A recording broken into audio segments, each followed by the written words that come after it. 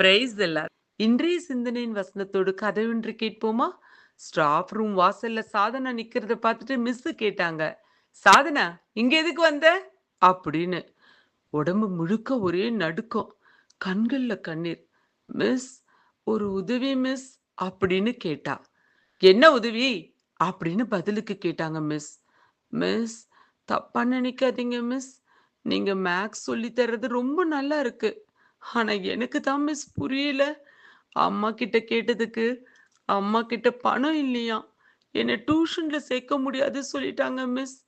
எனக்கு தான் என்ன பண்றதுன்னு புரியல.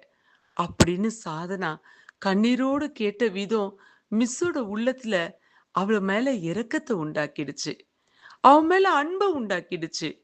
அதுக்கப்புறம் மிஸ் சாதனாக்கு புரியிற அளவுக்கு மேக்ஸ கத்து கொடுத்தாங்க. அட, விளைவு, சாதனா இந்த முறை 100க்கு 100 மார்க் எடுத்தாங்க மேக்ஸ்ல. இன்றைய வேத வசனத்தை பார்ப்போமா? தமக்கு பயந்து தமது கிருபைக்கு காத்திருக்கிறவர்கள் மேல் கர்த்தர் பிரியமாயிருக்கிறார். சங்கீதம் 147ஆம் அதிகாரம் 11ஆம் வசனம்.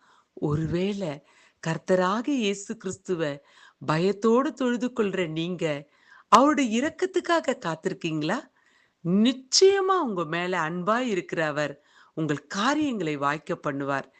God bless you all.